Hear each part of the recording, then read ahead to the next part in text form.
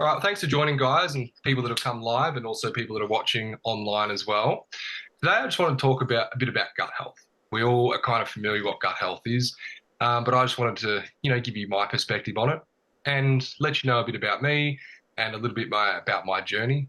How I started the business and stuff, and it just gets into the nuts and bolts of how we can actually achieve your best gut health the right way. So there are new ways that you can modulate your gut health that are a bit different to traditional ways of doing that. And I'm going to walk you through that today. Right. So this next slide, if I can get it right. There we go. All right.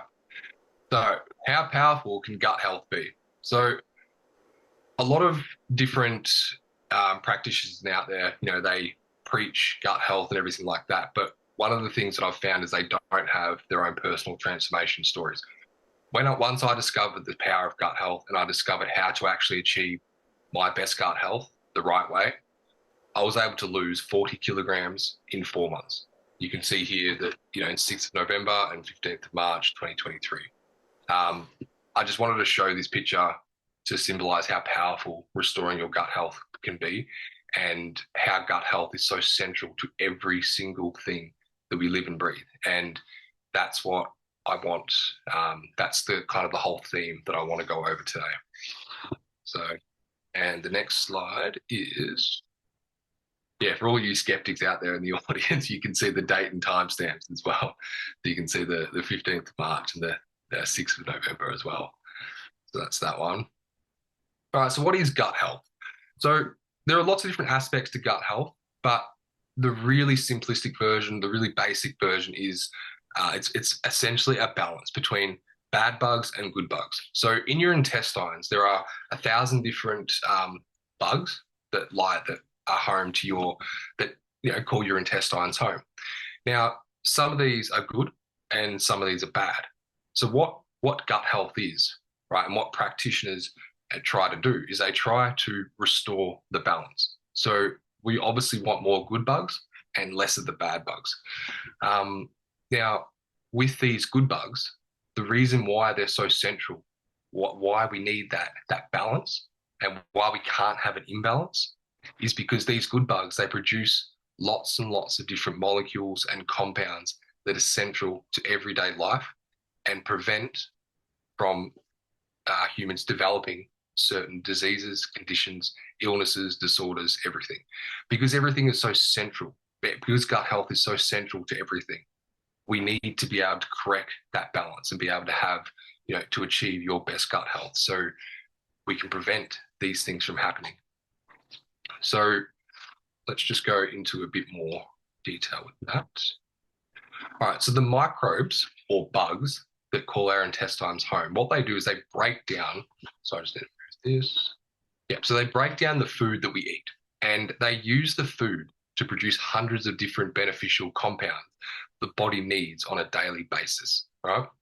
These compounds, they include hormones, anti-inflammatory molecules, short-chain fatty acids, neurotransmitters, vitamins, and proteins.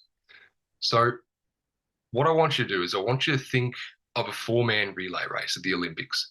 The compounds listed above are the ones that are first out of the gate and eventually link up with other compounds, right?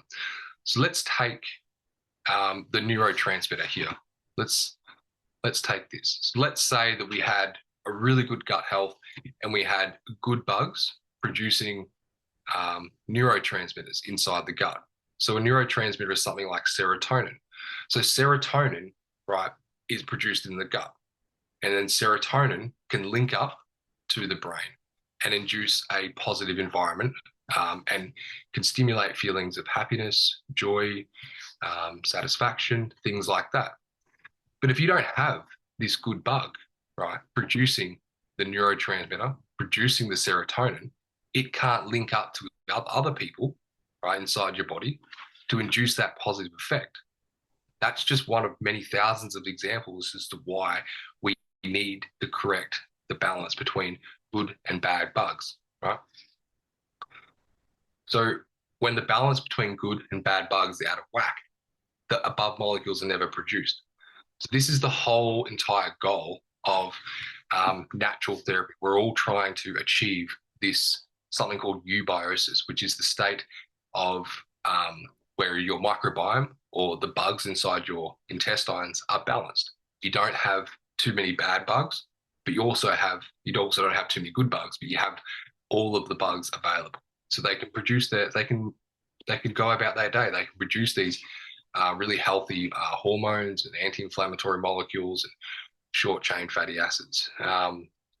Just for another example, short chain fatty acids, there are clients that I have that have fatigue, muscle pains, what else? Oh, just a whole bunch of other things as well. And their test results show that they're missing short chain fatty acids, that they're not there. That could be a potential reason as to why they're suffering from fatigue, because these short chain fatty acids, they're produced by microbes inside the gut.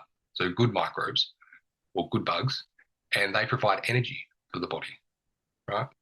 But if you don't have these, then your body doesn't get energy, hence you have fatigue. So, and then when you don't have fatigue, then what do? You go and see a GP, you go and see a doctor, and you try and figure out an approach to manage your fatigue or treat your fatigue, right? But instead of just treating it or managing it, right? What happens? Like, imagine if you can actually find the root cause of your fatigue or your anxiety or whatnot, or whatever it is you're suffering from, because gut health has been linked to over 95% of all conditions, diseases, disorders, illnesses, symptoms, everything. And that's why I'm so passionate about it. So let's go to the next slide. Good, if I can work this.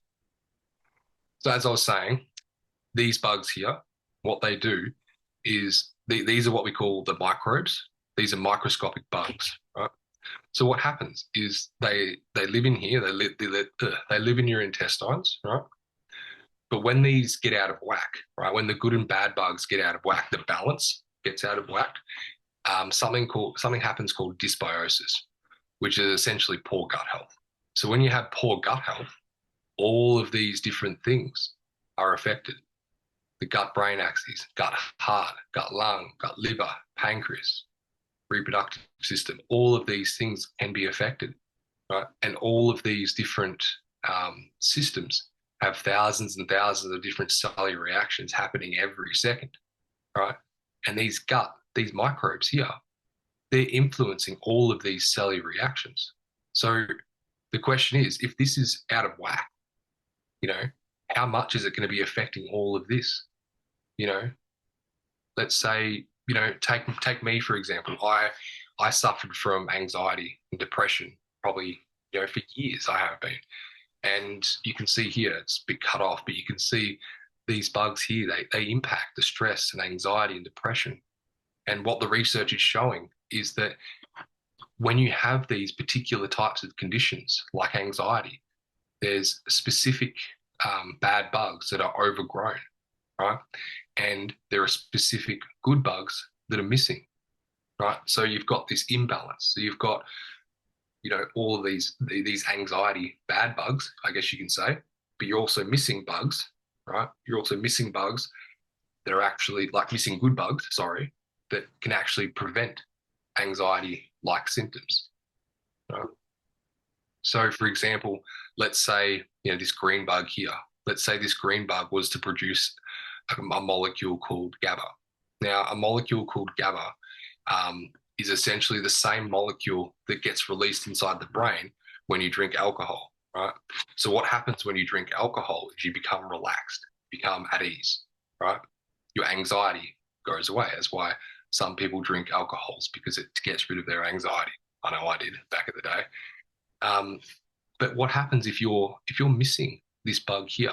It's not producing the GABA, right? So it can't actually travel to your brain to lower your anxiety. So if your brain doesn't have GABA, right, then you're going to be more prone to having anxiety. So, but what happens is when people go in and they treat their anxiety, they go to the GP, they go to a therapist, which is all great, but they try and treat it from the top down, right? they try and treat the psychological component of anxiety, which is important and it is effective, right?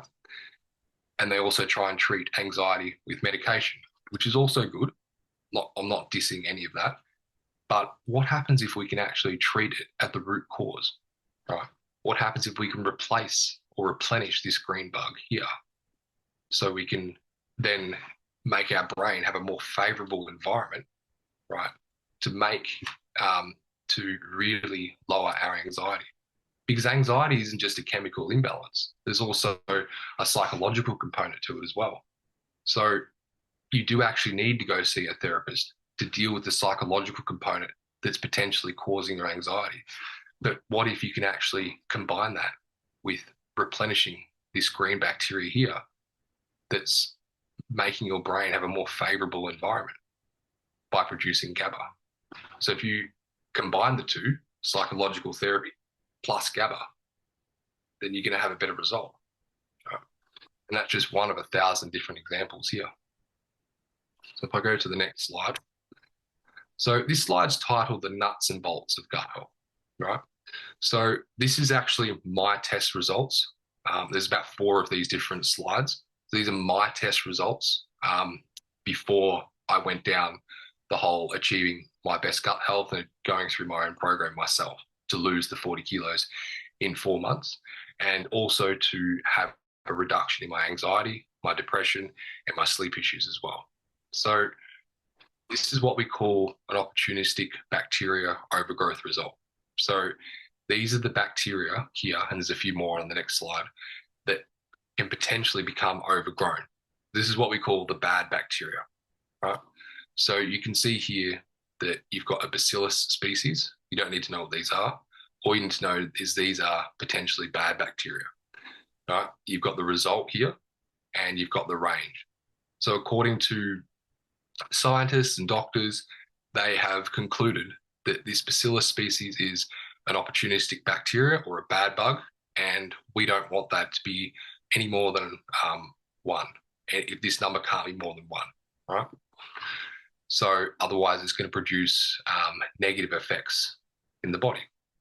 But according to my test results, I've got 2 here that are above the normal limits. This streptococcus one, that's okay. But this methanobacteria, say, I have lots of clients with this, and lots of clients have this particular one, they're having overgrown, right? So this bacteria, what it can cause is it can cause massive amounts of gas. It can cause massive amounts of anxiety. It can cause, it's different for different people, but it can cause stomach pains, it can cause changes in your stool.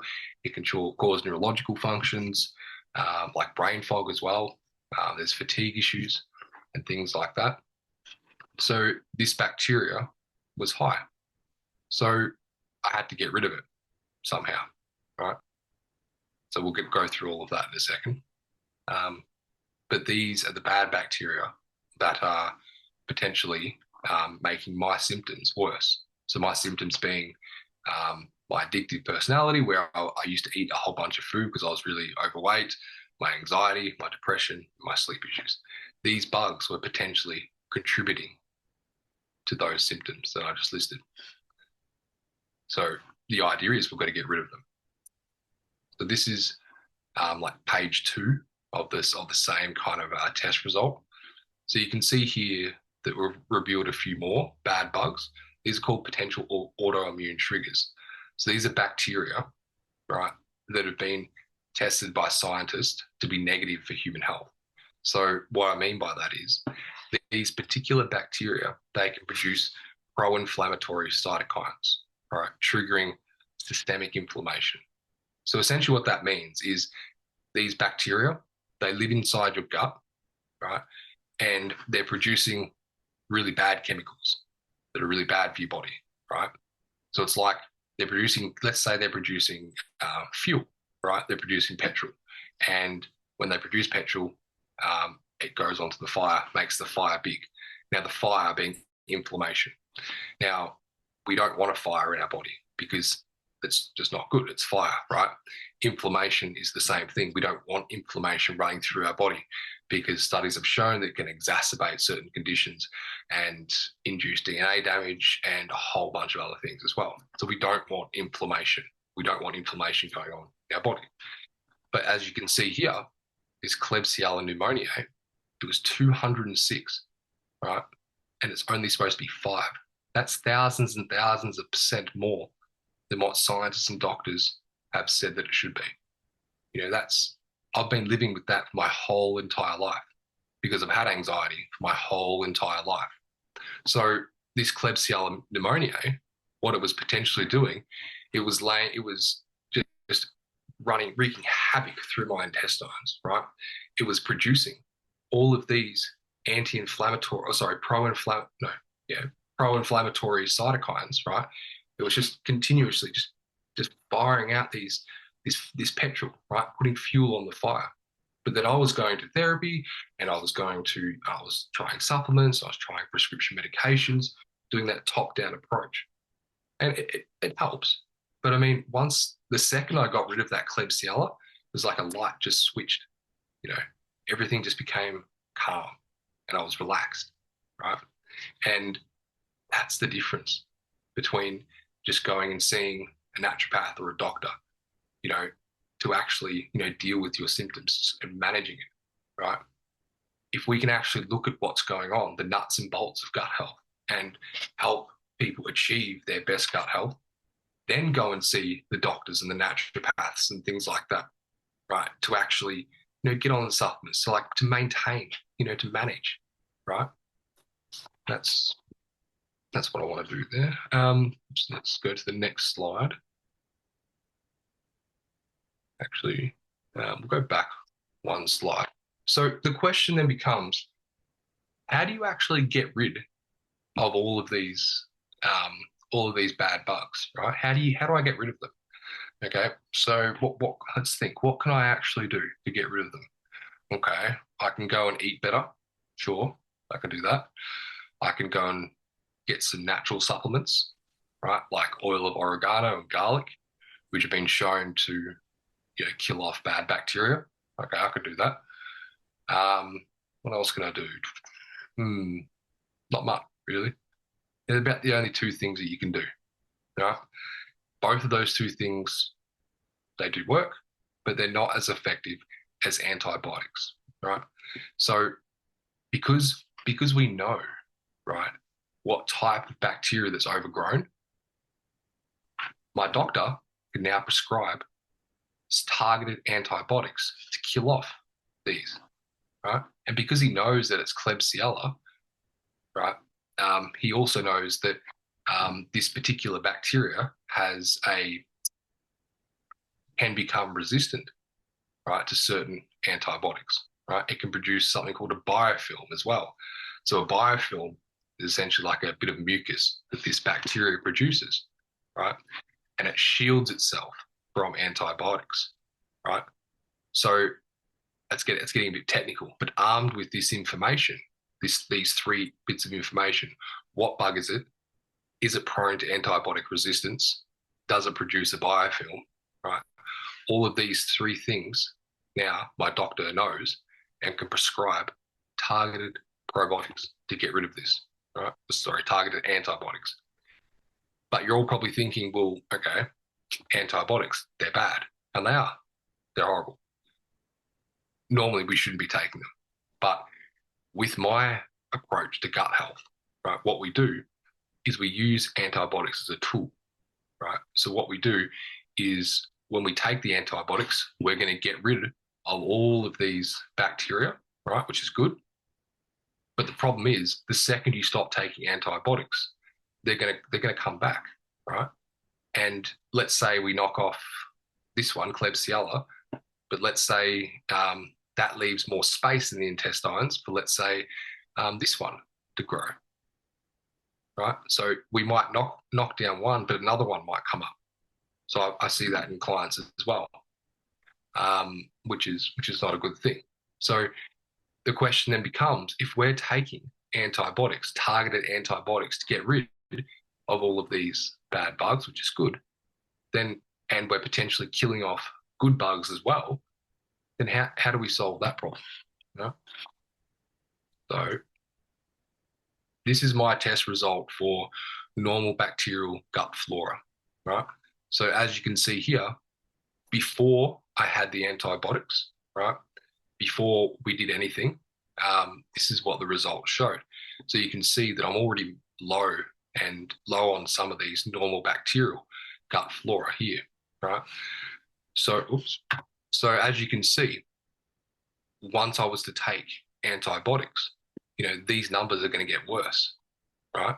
Because these are the good guys, normal bacterial gut flora. These are the good guys. So what we want, can I use a pen? Yeah. Anyway, yeah, laser pointer. Here we go. Sorry. So these are the normal bacterial gut flora. So these are the guys that we want to keep. These are the guys that can actually produce beneficial compounds, like I was talking before. So you got the pro anti-inflammatory cytokines. You've also got they can also digest all the food that we eat. They can produce vitamins. They can secrete hormones. All of these things are at the start of the running race that I was talking about before. So when they produce these molecules or compounds, they then pass it on to the next guy, right? And they eventually, those molecules, they eventually get to their destination to produce a physiological response inside the body, right? So what happens if I was to take antibiotics, these numbers here would get worse, right? Which is not a good thing, right? So I've knocked out the bad bacteria, but I've also then now knocked out the good bacteria, right? So what we do at the Gut Guy is most of the time we give patients antibiotics, right, to then knock out the bad guys, right? But the second you stop taking the antibiotics, right, what we do is we have access to all of the bacteria, all of the good bugs, right? And then we repopulate your entire microbiome, right, to give you that to help you achieve your best gut health. So we get rid of the good, and then we resupplement with everything, right? That's the Gut Guy approach. So essentially, if you were to go and see a naturopath or a GP or anything like that, the best thing that they can do is they can't even give you antibiotics, you see, because they're not practitioners. They can't legally prescribe you antibiotics. So the best that they can do is give you things like supplements like oil of oregano, and a whole bunch of other things that can get rid of, that can help in getting rid of the, normal bacterial gut flora. The bad bugs, right? And then what they'll do is they'll prescribe, food, right, that encourages the normal bacterial gut flora to grow. Plus, they'll give you probiotics and gut health supplements. But the thing with probiotics, right, is that scientists and clinicians have only actually been able to make probably about 30 different probiotics, right? So 30 different bugs, like good guys, right? But in reality, there's over 1,000 different microbes inside the body. So prescribing probiotics is good, but it's limited in what it can do, you see. So take here, if I was to just, get this test and be like, oh, I need some more Bacteroides fragilis, let's just go down to the pharmacy and pick some up. I can't, because scientists haven't been able to make this yet. They haven't been able to make Bacteroides fragilis. So how am I supposed to get more of this? I can do it through diet, sure, but it's gonna take years to be able to achieve that. So it's not really an applicable option. You can get Bifidobacterium longum in the chemist as well, and you can get Akkermansia these days. So it's on the low normals. That's good. But most of my clients, they're missing this one, fecal bacterium prornitii. So mine was on the low normal, right? But you can't get this. You can't get this anywhere, right? You can get a few Clostridium species. You can get some Lactobacillus. You can get some Rhamnos these days. But that's really all there is to it. But you've got to think, right? This is because with these particular types of bacteria, these are the main guys, right? These are the ones the big guys, the big good guys, I guess you can say, right? So what that means is that there are going to be other good guys in your gut, right, that don't show up in this test, but they're just in lower concentrations. But they still have a very beneficial role to play in your body. They're just not coming up here, right? So we'll go on to the next slide. So this is the last one of my screenshots for the mapping test. So you can see here you got the fecal secrety or IgA. What this means, the reason why it's low is because my body is fighting off an infection. Now you can see here in this summary that I had 5 bacteria that are overgrown, right? And my body was fighting that. And as a result, I was producing low fecal secrety or IgA. Yeah. Last slide. So this is now an overview of my microbiome. This is a complete summary. So the relative commensal abundance. So what that means is these are the 6 main types of microbes that lie inside your intestines, right? So just think of these as like, these are the Aussies, these are the New Zealanders, these are the English people, the blah, blah, blah. So the main 2 are the firmicutes and Bacteroides, right? So you can see here that I have too many of the firmicutes, right? That's not good. But I have not enough of the Bacteroides, right? So you can see here that the firmicutes, the color here, it's green. There's too much. There's massive green section there, right? And you can see what it should be. It's a healthy phyla. This is mine, and this is what it should be. So you can see here that it should only be like this, whereas mine was like this. Now, one of the reasons I believe that I was able to lose the 40 kilos in 4 months is because this exact result is what the research is suggesting that obese people have. This ratio between firmicutes and Bacteroides is exactly like this. This one's too high, this one's too low, right? So the way to fix that is to, go through the process that I was just talking about and restore this balance to make sure that the firmicutes are in range, the Bacteroides are in range, right? And then once you've done that, then you can be able to release. Then you can actually be able to start to lose weight more effectively. I won't get into the science as to why this helped me lose weight, but once you fix this ratio, right, that means the weight just comes naturally off. Now, there are other things that I did to lose weight, like, I did have an exercise program. I did eat specific foods. I took specific supplements. I was fasting as well. There are so many different reasons as to why I could have lost weight, that, 40 kilos in 4 months. But essentially, my whole underlying theory as to why I lost 40 kilos in 4 months was because of a combination of different things that I did. I fixed my gut. I went on a specific diet. I educated myself in all the latest weight reduction strategies. I did this. I combined it all together into a program, and that's how I achieved my own personal weight loss goal. But most of my clients, they don't need to lose weight. They just need their gut fixed. So what happens is they come to me, we talk about their gut health concerns, and then essentially from there, I encourage them to go and see my trusted specialist. He will then sit you down, take you through this exact test that I've just taken you through, and then he will then prescribe you with a gut health treatment plan using next generation gut health restoration solutions, right? You'll get the treatment, you'll achieve your perfect gut health or your best gut health. And then what happens is he sends you back to me for the gut health consulting. So that's where I educate my clients on how to maintain this, right? Because the last thing we want is for this balance to go back to where it was and for you to be back at square one. So that's where I educate you on what type of foods that you need to eat and why. what kind of things can damage gut health, things like that. So that's on the next slide. Well, this is the last slide. So triggers of poor gut health. So these are just one of the many things that we go over in the consulting part. So dysbiosis or poor gut health is defined as an imbalance between beneficial and harmful microbes that call our gastrointestinal tract home and can be instigated by a plethora of factors. So all of these different factors can trigger poor gut health. I'm not going to read them all out, but you've got so many here.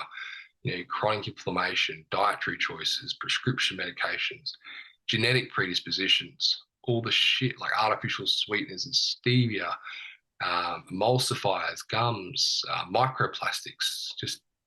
That's a huge one as well. Apparently, we eat at least a credit card's worth of plastics each week. Like, it's crazy. Sedentary sleep, poor sleep, indoor lifestyle. If you were born by a C-section as well. So yeah, there's lots of different things that can trigger poor gut health, which is why it's really important to get it right. And if you do have poor gut health, it can potentially lead to, health concerns down the road. And then once you have those health concerns, it may be too late. So, and that's where you have to rely on pharmaceutical medication, or you have to rely on supplements to kind of like manage your condition. So what we try and do is we try and prevent these things from happening. And then we also try and fix what's happened in the gut to see if we can have a reduction in people's conditions, symptoms, diseases, etc., like that. So this is how we, by going through what I just went through, this is how we actually achieve your best gut health the right way. And when I say the right way, what I mean by that is we get rid of the good bugs. We do it properly through a medical procedure with giving antibiotics. It's a targeted approach. We only give you what you need in order to get rid of the bad bugs. And then what we do is we give you, right, all of the good bugs, right, that you're missing, and we put them back. So it's called, that's how we can give you your best gut health. And then what I do is I give you the skills to then maintain that so it doesn't come back through consulting and through targeted consulting. I only give you like the relevant information. So that's essentially my presentation. I hope you enjoyed it. And if you have any questions, feel free to put them in the chat, or you can book in a free call with me and we can go through your health concerns and how it might be, how poor gut health might be the root cause of your health concerns. So thank you very much. I'll leave it over with Peter. Mate, that was excellent. I mean, what was really good about the presentation was the fact that you took it back to gut 101, right back to the bare bones basics. And I've had plenty of gut tests, and just full disclosure, I met with Josh and found him on Facebook actually, and he was promoting the gut health guy, and I'd reached a point where I was sort of feeling because I've had a chronic illness for more than 20 years now, and I've looked into the gut plenty of times. So I decided to consult with Josh, and I've just started. But I sent him all of my previous gut tests. Within an hour or so, he sort of got back to me and sort of said, well, I've found all of this kind of stuff. And nobody had ever done that before, which was pretty amazing. But I want to start back to the beginning with you and say, look, you haven't just done some Google searches. You haven't, just put this together because you like it. And you haven't sort of gone into your background. You're pretty scientific. You're pretty knowledgeable in all this stuff. So let people know, what is your background? Because you're a biologist or something like that, aren't you? Yeah, so by trade, I'm a gut health scientist, and so that's where the passion came from. So I'm originally from an autism gut health lab, where we focused on gut health treatments in order to provide an alternative treatment for autism. My main role was looking into leaky gut and looking into how we can naturally restore leaky gut in a mouse model of autism. So I was the first in the world to show that glutamine and caffeine, so an amino acid, and the bioactive molecule in coffee, which is caffeine, can actually help restore leaky gut and actually help to reduce leaky gut, which may have a beneficial effect in people with autism. But because it was advice, we don't know yet. That research is ongoing, and yeah, I have a few predecessors taking over that project, and yeah, it's going really well. So what actually are your qualifications with this? Yeah, so I have a bachelor's in biotechnology, biomedical science, and a master's in biomedical science, Yeah. specialising in gut health research. So I'm not actually like a doctor or anything like that. I'm a health consultant. So um, I I work with a specialist, with a medical specialist, Yep. who does the medical testing. And what happens is after he's finished treatment, then he sends them back to me for the gut health consulting, and that so you kind of get that medical approach, that targeted medical approach, but you also get that information about gut health that you need in order to maintain that perfect gut health. That's a great model, actually. I don't know whether many of them exist like that. I mean, or you take some pressure off the doctors because they're so busy seeing so many people, and they look at purely the medical kind of side, and then come back to you almost like as a specialised, very well trained gut health coach, I suppose. Exactly. Yeah. Exactly. Yeah. Exactly Yep. what it is. Yeah, excellent. We have got a question there from, yeah, go ahead. Yeah, I guess I'm listening and I'm hearing like and going through the naturopath microbiome stool test and breaking down the specifics is, helpful and gives great resources to understand the actual readings. But I guess what's a bit of a concern and a red flag for me personally is that you don't make any mention of drainage pathways. You don't make any mention of genetic disorders that show an intolerance to targeted antibiotics. And I guess because the audience that you're speaking to is from a chronic health perspective with multifaceted underlying health conditions, issue of methylation and the issue of detoxification pathways being closed due to high levels of mold and glyphosate or Lyme is an inevitability that there'll be a gut dysbiosis. But also, I have gone down this path and I almost died from I'm a lot better now, but in following certain protocols. But I just am really mindful that someone like myself 10 years ago would have heard a talk like this and thought, great, this is the silver bullet. And I think any advocating for that, this is the way, and especially kind of flagging fasting with people, there's a high level of hormone of hormone imbalance with cortisol, adrenaline. So fasting is not relevant and not encouraged for people with chronic illness. And I guess where I just wanted to chime in is that there is alternatives to restoring a healthy gut dysbiosis. And I do think and agree that targeted antibiotic usage has a very great and wonderful place, but in bodies that are not in the place to tolerate further degradation of a healthy gut biome is quite a dangerous territory.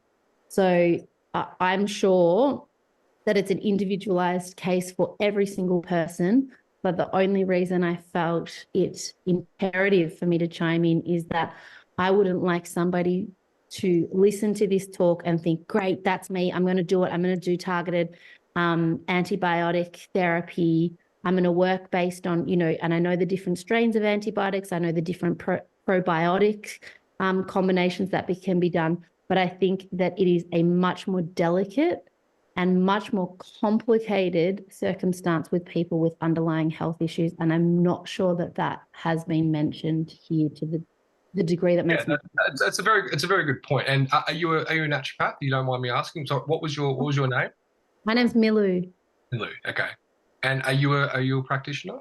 No, not at all. I'm just, as most people in these forums, when you have chronic illness, you become somewhat of an expert upon your own body and gone through such numerous and extensive protocols and approaches that you're unfortunately almost like a guinea pig where you understand the ramifications.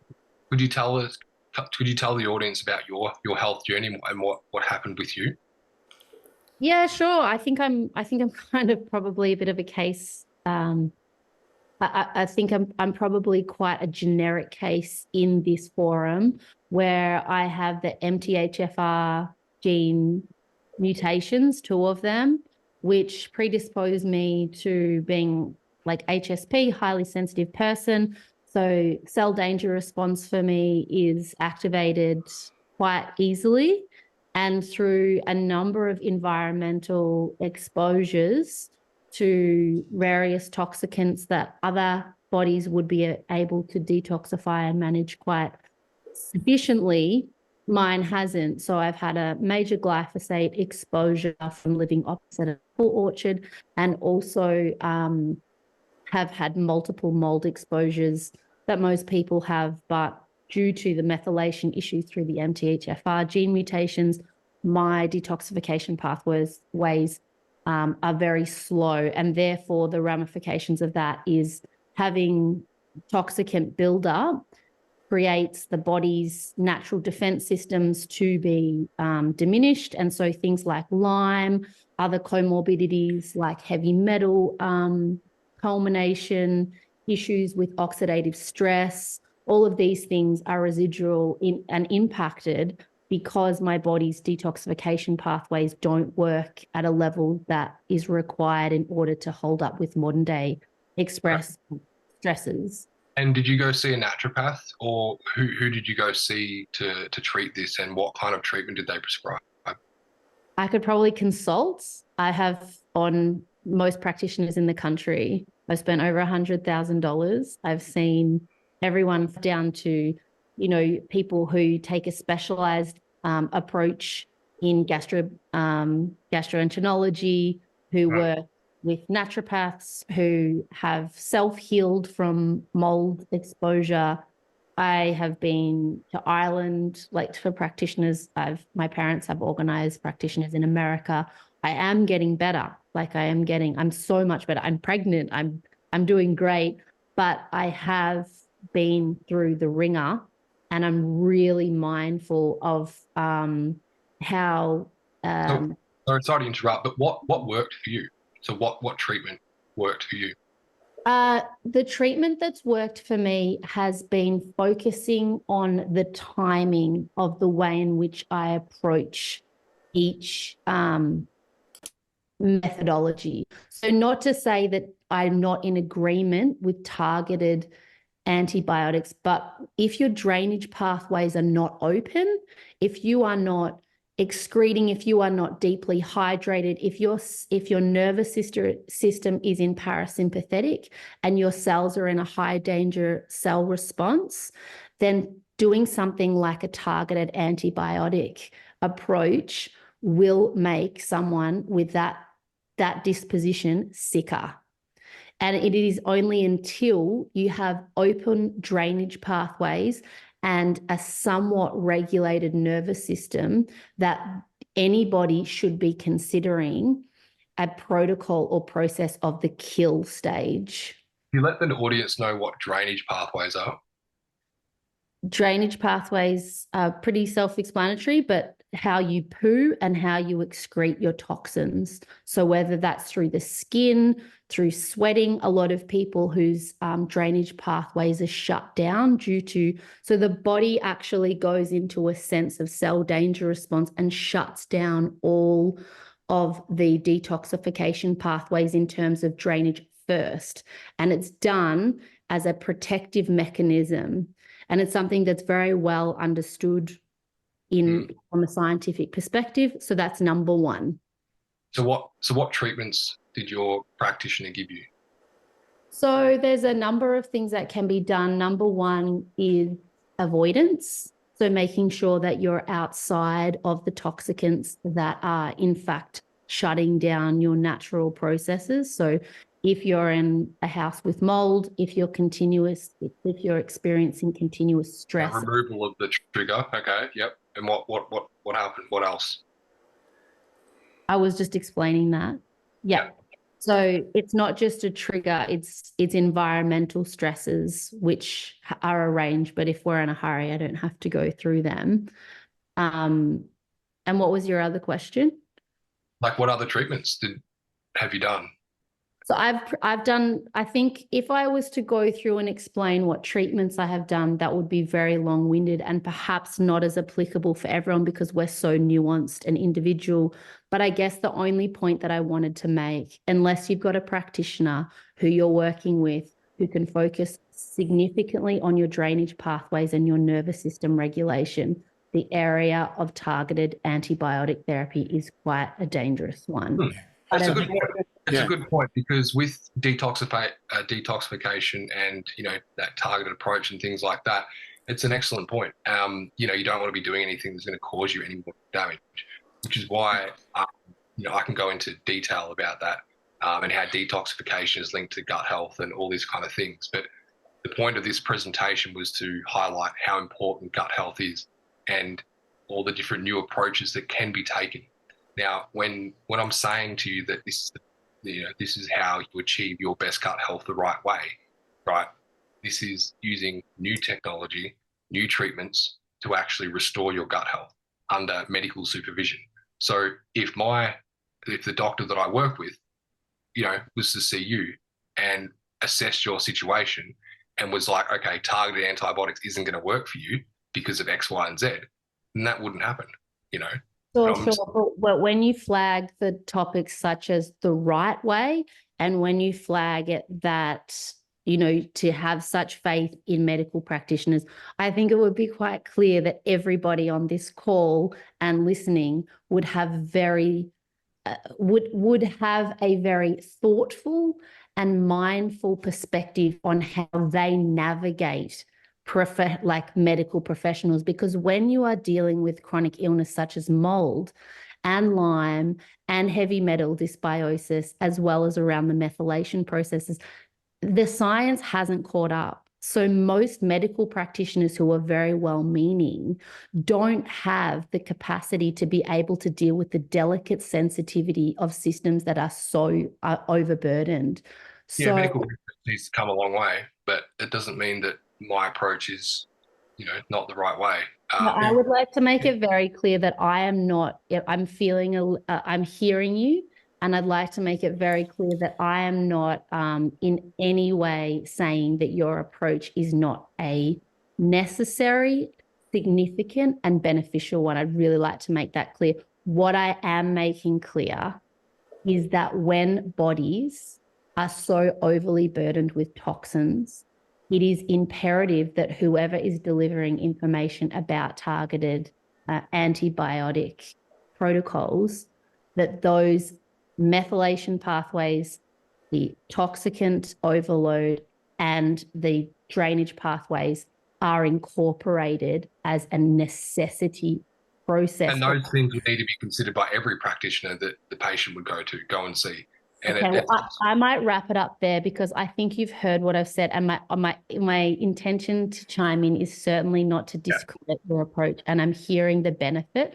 I just think it's really important that if I was listening to this call 10 years ago, I would be like, yes, I'm going to jump in on that. I'm doing that tomorrow. And I think it's really important that you have a practitioner who understands methylation and detoxification.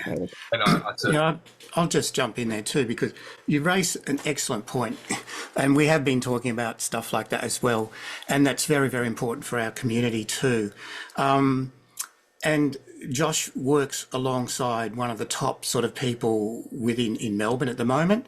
And I believe that person would know that. But yes, definitely those detox pathways need to be looked at, and you need a really holistic approach. And certainly as you go and you work one-on-one with this, not only do you look at the gut, but you also understand all of the processes. And in say that you did engage with this, you would also put your concerns across to the particular doctor and say, look, I've also got these other issues. And if he wasn't completely aware of that, you're right. I mean, many of us have been to so many different people over the years, and we've had to gain so much knowledge. And we've been kind of let down by many people, not everybody, but many people. But I really think that certainly, and what Josh is trying to put across to it. The gut is a big component. And Milo, you have raised an excellent point there, and thank you for that, by sort of letting people know about there are other issues to take into account. And I'm sure that those issues would be taken into account when you see a doctor. And there's Not always, but yeah, but I know this particular doctor that Josh passes on to. who is the doctor? Well, I'll leave that to Josh when you sort of consult with Josh as well. He can explain the whole process as well. And he's a gastroenterologist, but he works specifically with the microbiome, more so, totally different to my own gastroenterologist as well, who just is only just sort of discovering FODMAPs. So he's way behind on everything. But this guy is one of the head of his field as well. And where Josh comes in, he would listen to your concerns as well and help and guide you with that too. So that's why I'm quite excited. I'm also, Josh is sort of starting to get into the field of chronic illness as well. So that's why I've introduced him to us as well. And what's interesting is that he lost a lot of weight, but kind of that was almost a side effect with things as well. So, which is some people, that's a brilliant side effect, but I'm pretty sure that there'd be people there that would not need to lose weight. In fact, they can't gain weight. And we've got a lot of people in our group that can't gain weight and they're losing weight. But by understanding the gut microbiome, that's where you can sort of go, well, this is the reason why you're actually losing weight. Yeah. I'm sure that you would sort of back me up on that kind of statement, Josh, as well. I think we're all in agreement. I don't think that there's any... Yeah, I know you are. I don't think that there's any disservice in adding a contribution of the more multifaceted layers that can accommodate and be paired with a targeted antibiotic approach. I'm just really well known at the timing, because I have gone down this path and I have experienced significantly health that declined from that experience. So, but I'm super interested as well who the doctor is in Melbourne. I've seen so many gastroenterologists. Yeah, that information is on a need-to-know basis as to, because I don't want to be going and, talking about this doctor and, giving out false information and things like that. I need to have a one-on-one consultation with the respective patient and go through their current health concerns and actually see if this doctor is the right one. I'm also partnered with other doctors as well, and other naturopaths as well, which the client of mine may benefit from as well. Yes. My business model is essentially a referral and consultancy business where I give out the name of the practitioner that I think would that the patient would benefit most from. Thanks for that. I just wanted to make that contribution, and thanks very much. Thank you for the contribution. I appreciate it. Yeah, that was an excellent thing. And there will be people who do that. I mean, there's many people that have been on antibiotics for years as well. And you go to a doctor and they've never discussed taking even probiotics with it, just general probiotics as well. And that's where many people have ended up being much sicker. They may have originally got rid of their original infections of external infections like Lyme disease or tick infections or other vector infections as well, and they may be in remission, but they've mucked up their gut so much and they have not really even addressed that. So that's where the presentation was really good. I learnt quite a lot. So it's sort of, a lot of people have said you need to weed, seed and then feed kind of process with the whole thing as well. Does anybody else have any other questions in regards to this as well? I've got a stack of questions, but I think that we could even get Josh back and talk about things in really specifics, like, and I've sent, I know I've bothered Josh as well because I've sent him things about chronic fatigue syndrome and how certain people have got certain gut bacteria that's really missing and got too much certain bacteria for people with chronic fatigue syndrome. And fibromyalgia, it's a little bit different as well. So there's certain illnesses that are showing up, different bacteria within the gut too. And there's a couple of talks at our YouTube channel about that. One of them from Dr. Henry Butt, who works in this industry. He's got a good name for being in this industry. So do you want to add anything else in regards to this, Josh? Or has anybody else got any more questions? I'll leave the floor open to any more questions. I think we've got a couple of people still here. If you want to just put your questions in the chat, I can answer them as well. Or if you want to put your microphone on, cool. I was also reading the other day while waiting on a question is that they're finding a lot of people now with long COVID also have a very different sort of gut bacteria. And what's interesting, and I sort of thought, well, was that gut bacteria problematic before they got long COVID, or was that bacteria influenced and affected by getting COVID? So that's an interesting question. It'd be interesting to see if there's science on this in regards to people who have actually did have gut testing beforehand, just fortuitously, and then afterwards, and see if there is a change, or whether because they've got a certain gut bacteria that's messed up but wasn't causing them major health issues, then they get COVID, and then it just cascades way downhill as well, which with people with a healthy gut microbiome, they might be able to sort of, you know, get through COVID without having any issues at all. It's really interesting science linking in you know, conditions to gut bacteria as well. And look, and as Miller pointed out, this is one part of a chronic illness journey for us. Exactly. And it's one, but it's a big part and it's a big component. And I think it's one that's been overlooked quite a lot. There is a question in there, is there alternatives to antibiotics? And I know when people are treating with Lyme disease or tick infections and so forth, they do look at herbs and other protocols as well. So they could be. Josh, do you want to answer that? Is there other things besides using antibiotics as... Yeah. It's a very good question. The specialist that I work with says that herbal medication isn't quite as effective as antibiotics. However, that is dependent on the patient as well. It's dependent on the situation. Now, there are studies that suggest that antimicrobial therapy using herbs is just as effective as antibiotics, but in specific conditions as well. So there actually is benefits of doing both as well. So what I did is I took antimicrobial therapy, I took antibiotics, and I took herbs as well. So there are certainly benefits to doing both as well. And herbs do work. So they do work, but they're just not as effective in my particular situation as well. But it may be different. So when you meet with my specialist, he'll walk you through, you know, whether herbs or natural supplements are going to be effective in getting rid of bacteria that have overgrown, if you have an overgrowth. If you were to take antibiotics, right, before going and getting your gut health treated, what happens is you take antibiotics for 7 days or 7, 14, 28 days, whatever it is, right? And then the second you're finished with the antibiotics, you then repopulate your entire microbiome, right? So antibiotics aren't actually going to be doing any harm to you because you're completely repopulating the second you finish taking the antibiotics. So as I said in the presentation, you're using antibiotics as a tool, right? You're using them as a tool, not as like managing your symptoms, not treating your symptoms, using them as a tool, right, to get rid of the bad bugs permanently. And then in order for the bad bugs to not come back, then you're repopulating with all the good bugs. So that's what I'll say on that.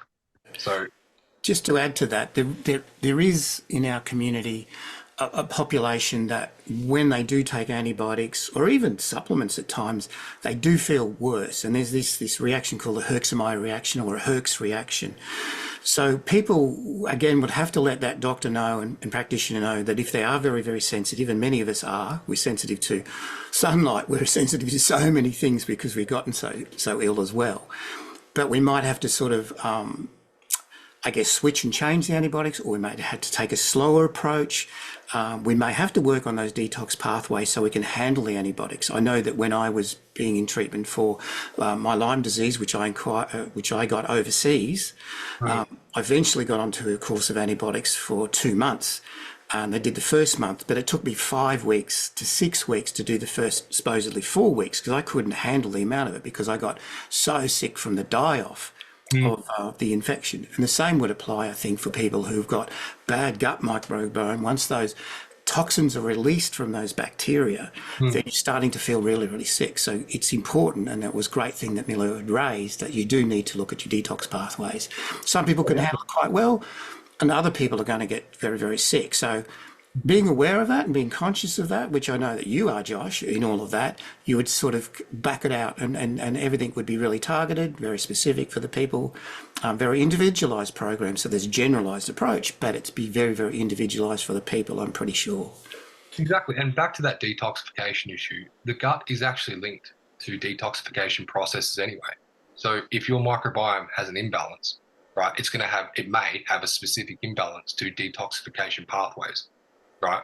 So then once you correct the microbiome, right, the good bugs then and secreting chemicals involved in the detoxification pathway, improving it, fixing it, restoring it, right? Unless there's some genetic component, which in all diseases there is a genetic component as well, right? The microbiome, I'm just talking about the microbiome component in a hypothetical situation, right?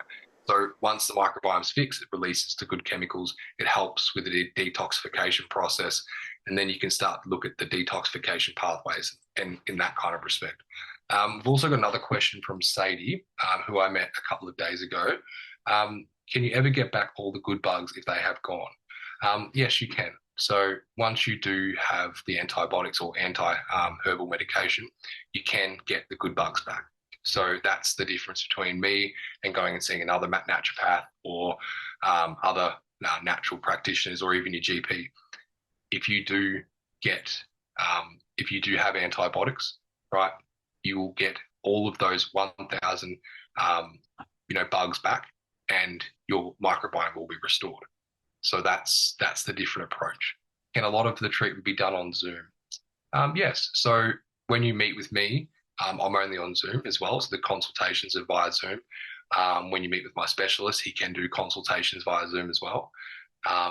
And the treatments can actually be sent through online as well. So you can go pick up the medication that my specialist has prescribed, and then essentially you'll go to your local pharmacy, pick up the medication, and then you'll go to your natural shop and get all the probiotics that you need for that targeted approach. There is one treatment that you'll need to go and see the specialist for in person to receive if he deems it necessary. I have ME/CFS and Lyme has improved, but a long COVID. Is that long COVID has wrecked me again? I think that's long COVID has wrecked me again. Yeah. So with long COVID, that's been linked to poor gut health as well. So with long COVID, it's been shown that you've got a decrease in short chain fatty acids. So short chain fatty acids are molecules produced by the body, by the gut, by the good guys that essentially give you energy to go out and do your day. But when you have decreased fatty acids, you don't have energy. Therefore, you have the symptoms of long COVID potentially. That's one avenue of research being explored with long COVID. There's also a component with long COVID as well, and there's also other different theories as well. But once again, I encourage people with symptoms like ME/CFS, Lyme, long COVID, anything like that, just to get your gut health tested, just to see what's going on, right? And then get it personally evaluated by a medical professional who's a pioneer in his field, and to get that targeted advice. So any symptom or health concern that you have, go get tested, go get it professionally looked at by my trusted specialist that I've been through myself. So I've been on this journey. My exact process, my exact business model is something that I've been on. And I've had a reduction in my anxiety, depression symptoms. I've lost the 40 kilos in 4 months. My sleep's better. Everything's better. Now, that's not to say it's just because of the gut. I can't say that, because no scientist, no doctor has ever been able to be like, this is the cause, this is this. I'm just saying that I went through this process, I went through this journey, and I'm seeing these results. And that's what I encourage my clients to do, and they're seeing similar results. I've had clients that have had reductions in anxiety, clients that have been in full remission with eczema, which is like the itchy skin. I've had clients that can't even absorb their medication. They can still see the writing of the medication in their stool, right? I've had people with brain fog, depression. Like, it's all been extremely helpful going through this process, getting your gut health fixed the right way. Now, I understand when I say the right way, people may disagree with that, but that's what I believe. This exact process with the medical treatment and the consulting together, I believe that that's the right way to restore your gut health. So hopefully that answers your question. Yeah, it does. But it's really good that if there's a lot of Zoom, because I was like able to go around Victoria on holidays, Yeah. but then I got long COVID and now I'm back in pain, bloated stomach. I know I've got a nutrition degree. I know that I've obviously got gut issues. Mm. And so does my husband. We both have Lyme and long COVID. And we also now, we just had blood tests and our immune systems are attacking itself. Our Mm. ANA's 320 instead of 40. And so we're in a lot of pain because our bodies are attacking itself. We don't know how to fix it. Sorry, did you say ANA? Yeah, Okay. anti-nuclear Yeah. antibodies are very, very high in both of us. Yeah, so that's My an husband and I autoimmune. got the same results for some reason. That's an autoimmune reaction, which is linked back to the gut as well. So Yeah. yeah, how long is And, that going for? and thank you, Milu. That was very informative. I know how hard it is when you've got a chronic illness to speak, and Mm. you spoke so well. Yeah, she did. And thank you, Josh. No worries. Thank you for the question. When you work with people one-on-one and you'll determine what things are going to be working for the person, if people are going to be having reactions, you can swap and change that. But so many of us go through so many different layers of this onion, and we have to rule in and rule out so many things that could be going wrong with us. And I think it'd be wonderful if people really did fully and properly address the gut right back to be able to testing beforehand, seeing where all the problems are with the microbiome, get it back into some symbiotic, way and approach. You can kind of go, if I'm still unwell, but what I've done is I've tested everything beforehand and the gut was bad. I've worked everything to get my gut back into a good healthy response. And I've tested it afterwards, and it's, look, and the specialists have said this, and you said this, that your gut really is great health, but you're still unwell. You can safely rule out the gut as being some kind of cause, or adding to your cause for your illness as well. So it is still a great thing to address in that way. Yeah, it is. And on something you just said just before, sorry, I'll just address Meredith's quick question in the chat. Yeah, if you want to book in a call with me, Meredith, just jump on my website, The Gut Guy, and just schedule a phone or Zoom call, and we'll break it all down for you. Yeah. So, I did put the link in the chat for yourself. I'll also, in the recording for people, I will put it underneath YouTube. It'll be on our YouTube channel, so I'll put all your details on that as well. But you do offer a sort of a free consult to begin with to see how you work and have a chat, and then you can go from there as well. yeah, we can go through all the treatments and the exact process in its entirety. But back to what you said, something that caught my attention was all the information out there and like what are you supposed to do if you are battling a chronic illness and you've tried all these things, you don't know what's working. You spent, Miller, I think you mentioned $100,000 on treatments. Like that's an insane amount of money. And for someone that's not scientifically educated, I understand how frustrating it can be when you've got all these different practitioners saying, oh, you need to take this pill, oh, you need to go here, oh, you need to get this test. And you're just like, well, hang on, I'm waiting for my paycheck to come and you're wanting me to get this $400 test. Like, it doesn't make any sense. Like, why? Why should I do this just because you say so? Like, I mean, it doesn't, like, there's so many things that you can do in this day and age. And being able to have someone like me who's not a doctor, but more of a consultant that can kind of help you guide you through the misinformation. Now, I'm not saying that I'm an expert, but I can help you process that large amount of information, be like, oh, okay, so you've got, like what's naturopath, like what do they do? Like what kind of benefits do you think that they're going to give me, Josh? Or, when I go to my GP, what kind of questions can I ask, based on, what I'm feeling? They're the kind of services that I can offer as well. So kind of that guide in the forest that people need. And I can even like research, clinical trials and things like that, and certain supplements that may be beneficial and things like that. So sorting that through that misinformation is something that's really helpful for my clients as well. I don't think there's any more questions. I've just been putting in the chat your website again. Yep. And your contact. They can contact you via the website. Is there an email as well, direct contact that way, or do you prefer people just to go through your website contact? Yeah, you can email me through contact@thegutguy.com.au. And as I said, I'll put all these contact details for those who are watching this later on.